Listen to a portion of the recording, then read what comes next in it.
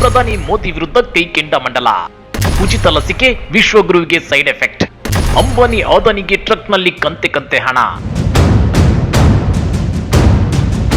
ನರೇಂದ್ರ ಮೋದಿ ದೇಶದ ಜನಪ್ರಿಯ ಪ್ರಧಾನಿ. ಆದ್ರೆ ವಿಪಕ್ಷಗಳ ನಾಯಕರುಗಳಿಗೆ ಮಾತ್ರ ಮೋದಿ ಜನಪ್ರಿಯ ಅಲ್ಲ, ಜನ ವಿರೋಧಿ ನಾಯಕ.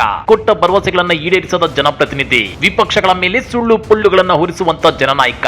ಇದಕ್ಕೆ ಕಾಂಗ್ರೆಸ್ ನಾಯಕರು ಈಗಾಗಲೇ ಸಾಕಷ್ಟು ಉದಾಹರಣೆಗಳನ್ನ ಕೊಟ್ಟಿದ್ದಾರೆ, ಈಗಲೂ ಕೊಡ್ತಾನೆ ಇದ್ದಾರೆ. ಬಡವರ ಖಾತೆಗಳಿಗೆ 15 ಲಕ್ಷ ರೂಪಾಯಿ ಹಣ ಹಾಕಬಹುದು ಅಂತೇಳಿದ್ದು 2022ರೊಳಗೆ ರೈತರ ಆದಾಯವನ್ನ ಡಬಲ್ ಮಾಡ್ತೀನಿ ಅಂತೇಳಿ ಇನ್ನು ಈಡೇರಿಸದೇ ಇರೋದು, ಹೇಳಿದಂತೆ ಪ್ರತಿ ವರ್ಷ 2 ಕೋಟಿ ಉದ್ಯೋಗ ಸೃಷ್ಟಿ ಮಾಡದೇ ಇರೋದು, ಹೀಗೆ ಹೇಳ್ತಾ ಹೋದ್ರೆ ದೊಡ್ಡ ಪಟ್ಟಿನೇ ಬೆಳೆಯುತ್ತೆ. ಪರಿಸ್ಥಿತಿ ಹೀಗಿರುವಾಗಲೇ ಇದೀಗ ರಾಜ್ಯ ಕಾಂಗ್ರೆಸ್ ಪ್ರಧಾನಿ ಮೋದಿ ಅವರ ವಿರುದ್ಧ ಕೆಲವು ವಾಗ್ಬಾಣಗಳನ್ನ ಟ್ವೀಟ್ ಮಾಡೋ ಮೂಲಕ ಬಿಟ್ಟಿದೆ.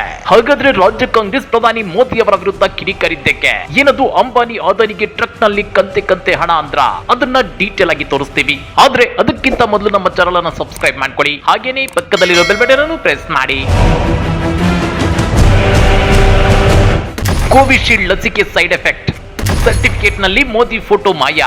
ಕೋವಿಶೀಲ್ಡ್ ಲಸಿಕೆಯ ಗಂಭೀರ ಅಡ್ಡ ಪರಿಣಾಮದ ಬಗ್ಗೆ ಒಪ್ಪಿಕೊಂಡ ನಂತರ ಜಗತ್ತಿನಾದ್ಯಂತ ಲಸಿಕೆಗಳನ್ನ ಹಿಂಪಡೆದಿದೆ ಆಸ್ಟ್ರಾಜೆನಿಕಾ ಕಂಪನಿ. ಆದ್ರೆ ಈಗಾಗಲೇ ಜನರ ದೇಹದೊಳಗೆ ಸೇರಿದ ಲಸಿಕೆಯನ್ನ ಹಿಂಪಡೆಯಲು ಸಾಧ್ಯವೇ ಅಂತೇಳಿ ರಾಜ್ಯ ಕಾಂಗ್ರೆಸ್ ಪ್ರಶ್ನೆ ಮಾಡಿದೆ. ಪ್ರಚಾರದ ಉದ್ದೇಶಕ್ಕಾಗಿ ಪೂರ್ಣ ಟ್ರಯಲ್ ನಡೆಸಿದ ಲಸಿಕೆಯನ್ನ ಜನತೆಗೆ ಬಲವಂತವಾಗಿ ನೀಡಿ ಲಸಿಕೆಯಲ್ಲೂ ರಾಜಕಾರಣ ಮಾಡಿದ್ದ, ಸರ್ಟಿಫಿಕೇಟ್ ನಲ್ಲಿ ತಮ್ಮ ಫೋಟೋ ಮುದ್ರಿಸಿದ್ದ ಮೋದಿ ಅವರು ಈ ದೇಶದ ಜನರ ಜೀವನದ ಜೊತೆ ಚೆಲ್ಲಾಟ ಆಡಿದ್ದಾರೆ. ಪೂರ್ಣ ಟ್ರಯಲ್ ಆಗದ ಲಸಿಕೆಯ ದುಷ್ಪರಿಣಾಮಗಳ ಬಗ್ಗೆ ಎಚ್ಚರಿಕೆ ಕೊಟ್ಟವರಿಗೆ ದೇಶದ್ರೋಹಿ ಪಟ್ಟ ಕಟ್ಟಿದ್ದ ಬಿಜೆಪಿಗರೇ ಈಗ ನೈಜ ಜನದ್ರೋಹಿಗಳಲ್ಲವೇ? ಲಸಿಕೆಯ ಪರಿಣಾಮಗಳ ಅಧ್ಯಯನ ನಡೆಸಲು ಕೇಂದ್ರ ಸರ್ಕಾರ ಯಾವುದೇ ಕ್ರಮ ಕೈಗೊಳ್ಳದಿರುವುದಕ್ಕೆ, ಜನರ ಆರೋಗ್ಯದ ಬಗ್ಗೆ ಕಾಳಜಿ ಇಲ್ಲದಿರುವುದಕ್ಕೆ ಅಂತೇಳಿ ರಾಜ್ಯ ಕಾಂಗ್ರೆಸ್ ಕಿಡಿಕಾರಿದೆ. ಅಷ್ಟೇ ಅಲ್ಲ, ಚುನಾವಣೆ ಆರಂಭದ ಸಮಯದಲ್ಲಿ ಬಿಜೆಪಿಗರು ಮೋದಿ ಅವರು ಉಚಿತ ಲಸಿಕೆ ಕೊಟ್ಟಿದ್ದಾರೆ, ಅದಕ್ಕಾಗಿ ಮತ ನೀಡಿ ಎನ್ನುತ್ತಿದ್ರು.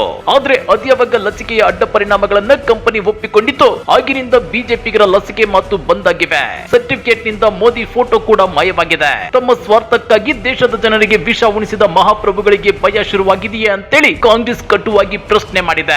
ಇಷ್ಟಕ್ಕೆ ನಿಲ್ಲದ ರಾಜ್ಯ ಕಾಂಗ್ರೆಸ್ ಅದಾನಿ ಅಂಬಾನಿ ಬಗ್ಗೆ ಮಾತನಾಡದಿರುವುದಕ್ಕೆ ಟ್ರಕ್ ನಲ್ಲಿ ಹಣ ಕಳಿಸಿರಬಹುದು ಎನ್ನುವ ನರೇಂದ್ರ ಮೋದಿ ಅವರೇ, ಅದೇ ಅದಾನಿ ಅಂಬಾನಿಗಳಿಗೆ ದೇಶದ ಸಂಪತ್ತನ್ನ ನಿಮ್ಮ ಪಿತ್ರಾರ್ಜಿತ ಆಸ್ತಿ ಎಂಬಂತೆ ಎತ್ತಿಕೊಟ್ಟಿರಲ್ಲ, ನಿಮಗೆ ಹಡಗಿನಲ್ಲಿ ಹಣ ತುಂಬಿ ಕಳಿಸಿದ್ದಾರಾ? ಕೇವಲ ಮಾತನಾಡದಿರಲು ಟ್ರಕ್ ನಲ್ಲಿ ಹಣ ಕೊಡಬಲ್ಲರು ಎಂದ್ರೆ ದೇಶದ ಅಮೂಲ್ಯ ಸಂಪತ್ತನ್ನ ಅವರಿಗೆ ಕೈಗೆ ಕೊಟ್ಟಿರುವಾಗ ಋಣ ಸಂದಾಯ ಮಾಡದೇ ಇರುವರೆ. ಇದಕ್ಕೆ ಪ್ರಧಾನಿ ಮೋದಿ ಅವರು ದೇಶಕ್ಕೆ ಉತ್ತರಿಸಬೇಕು ಅಂತೇಳಿ ರಾಜ್ಯ ಕಾಂಗ್ರೆಸ್ ಟ್ವೀಟ್ ಮಾಡಿ ಕುಟುಕಿದೆ.